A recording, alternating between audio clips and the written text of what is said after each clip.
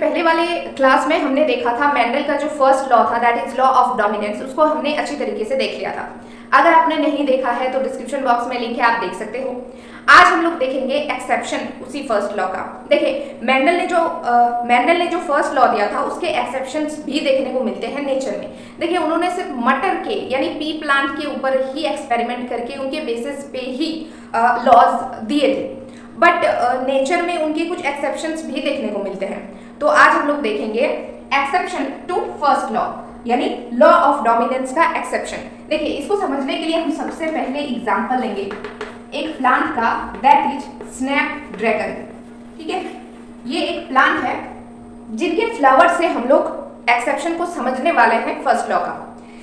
Dragon plant में दो तरह के फूल पाए जाते हैं यानी फ्लावर्स पाए जाते हैं। एक पाए जाते हैं रेड कलर के, ठीक है, एक रेड कलर के पाए जाते हैं, ठीक है, और एक हमें मिलता है व्हाइट कलर का फ्लावर। ठीक है, सो एक बेसिकली हमें व्हाइट कलर का चाहिए होता है। आई नो ड्राइंग का हाल है, लेकिन हमें समझने के ऊपर जोर देना है। ठीक है, उसके बाद ये तो ठीक किया जा सकता है टाइम के साथ, लेकिन कंसेप्ट समझना बहुत ज़्यादा इंपॉर्टेंट है। तो व्हाइट कलर और रेड कलर के फ्लावर्स पाए जाते हैं। रेड कलर को हम कैपिटल आर से शो करेंगे और व्हाइट कलर को हम स्मॉल आर से शो करेंगे। अब इसमें होता क्या है, अब हम क्या करते हैं, इन दोनों को फर्टिलाइज कर देते हैं। अब हम लोग क्या करते हैं, इन दोनों को फर्टिलाइज कर देते हैं। तो ये आर है और ये स्मॉल आर है, इन दोनों को फर्टिलाइज करेंगे तो गैमेट बनेगा। अब गैमेट बनाना तो आप लोगों को आ गया होगा, इसका एक बनेगा, इसका एक बनेगा, है ना। लेकिन चूंकि ये तो एक ही है तो एक ही बार तो एक ही होगा। ठीक है, उसी प्रकार से ये भी एक ही होगा। फिर ये आपस में फर्टिलाइज हो जाएंगे तो कैपिटल आर और स्मॉल आर बनेगा। This is our F1। क्या है, ये हमारा है F1 जनरेशन।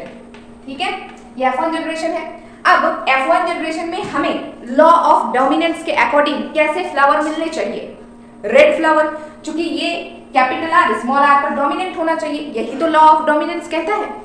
लेकिन हमें मिलता कैसा है, पिंक मिलते हैं। लेकिन हमें मिलते कैसे हैं, पिंक फ्लावर मिलते हैं। ओके, तो ये तो गलत हो गया, है ना। According to law of dominance ये रेड होना चाहिए, ये कैपिटल आर स्मॉल आर पर डोमिनेट करना चाहिए, लेकिन ये रेड ना होकर पिंक फ्लावर हमें मिलते हैं। तो ये एक एक्सेप्शन है लॉ ऑफ डोमिनेंस का। इस पूरे प्रोसेस का नाम क्या है, that is incomplete dominance, which means पूरी तरह से डोमिनेट नहीं कर पा रहा है, इसीलिए पिंक कलर आ पा रहा है। अब ऐसा क्यों होता है, थोड़ा सा समझ लीजिए। ये हमारा सपोज ये हमारा कैपिटल आर का जीन है और ये हमारा स्मॉल आर का जीन है।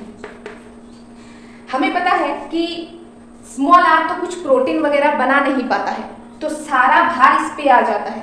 तो यही बहुत अधिक मात्रा में प्रोटीन बनाता है ताकि फ्लावर में कलर आ सके। ठीक है, लेकिन इस सिचुएशन में, स्नैपड्रैगन के केस में, इनकम्प्लीट डोमिनेंस में, ये उतनी क्वांटिटी में प्रोटीन नहीं बना पाता है जितना क्वांटिटी का प्रोटीन चाहिए रेड कलर आने में।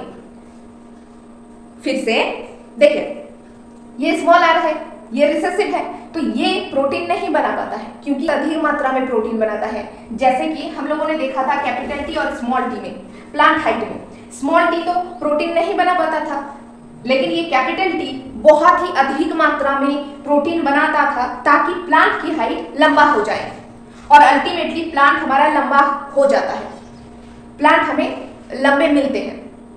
में प्रोटीन नहीं बना पाता है जितने की रेड कलर आने के लिए रिक्वायरमेंट है। सपोज 10 ग्राम प्रोटीन चाहिए, 10 ग्राम प्रोटीन चाहिए फ्लावर का रेड कलर आने में, लेकिन ये 10 ग्राम से लेस बनाता है, जिसके कारण फ्लावर का कलर रेड कलर ना होकर पिंक कलर हो जाता है, यानी इंटरमीडिएट रिजल्ट मिलता है। ठीक है, सो आई होप कि आपको समझ में आया होगा। तो ये हमारा F1 जनरेशन है। चलिए इसका F2 जनरेशन बनाते हैं। जनरेशन कैसे बनता है इसका ही सेल्फिंग करना है हमें। तो capital R small r cross capital R small r, ठीक है। अब हमारे पास हमारा रामबाण पनेट स्क्वायर तो है ही, फटाफट से हम लोग इसका भी गैमेट कैसे बनेगा, इसका गैमेट कैसे बनेगा, एक कैपिटल R एक स्मॉल r। तो ये कैपिटल R स्मॉल r क्या बनेगा, एक कैपिटल R और एक स्मॉल r। तो ये कैपिटल R स्मॉल r, बस कॉम्बिनेशन बनाते जाइए। Capital R capital R capital R small r small r capital R, मतलब कैपिटल R स्मॉल r, इसी को पहले लिखा जाता है स्मॉल r। बस यही सारे कॉम्बिनेशन बनेंगे और ये हमारे F2 जनरेशन हो गए। अब इसके फिनोटिपिक रेशियो और जीनोटिपिक रेशियो लिख लेते हैं। देखिए फिनोटिपिक रेशियो, फिनोटिपिक रेशियो मतलब दिखने में कैसा है। रेड होगा तो एक हमें रेड कलर का मिलेगा, उसके बाद आप देख सकते हो ये दोनों पिंक मिलेंगे, तो पिंक हमें 2 मिलेंगे, और ये हमारा व्हाइट होगा क्योंकि दोनों रिसेसिव है, तो ये हमारा व्हाइट होगा।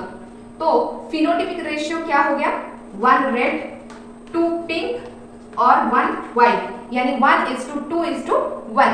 देखते हैं जीनोटिपिक रेशियो। Genotypic ratio